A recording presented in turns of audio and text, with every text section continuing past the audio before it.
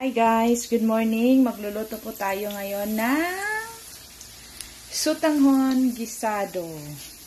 Ayan na po yung mga ingredients niya. Yung bawang, kailangan lang golden brown. Next, sibuyas, lahat po ng mga laman. At ito po yung kasama ko. Gumagawa ng breadcrumbs kasi gagawa kami ng Spanish bread. Ito na yung dough namin. Naantay lang ng tumubo. Para pagkatapos gagawin na siya ng Spanish bread. Yan, nilagay ko na po yung sibuyas. Next po yung chicken. Ituin lang saglit. Next, ilalagay ko na po yung chicken.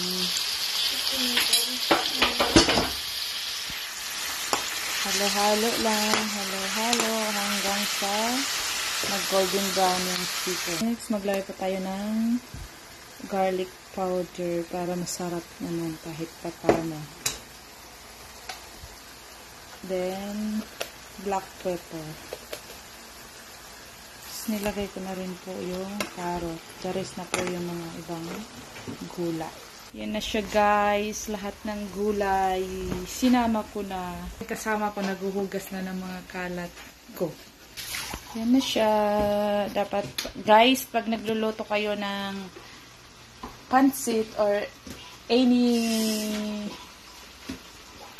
noodles, kailangan yung gulay ay stir fry lang para mas malutong, mas masarap. Ayan yung sotanghon. Yan pala yan ay sotanghon gisado. Parang pansit lang din. Ayan na guys. Nagmamasa na ng dough. Ready na po yung dough natin para lagyan ng filling. Kagaya ng pagmamahal niya. Siyo is that filling. Hatiin ko na.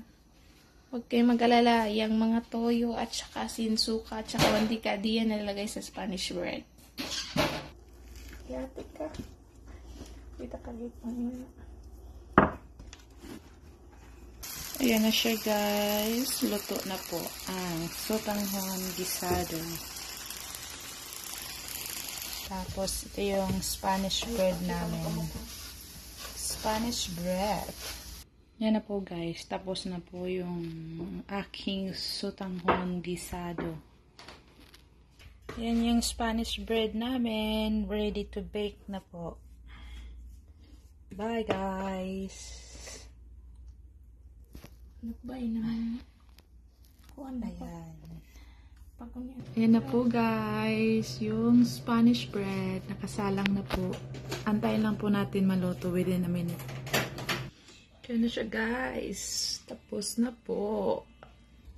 Ayan na po guys yung finished product. Spanish bread.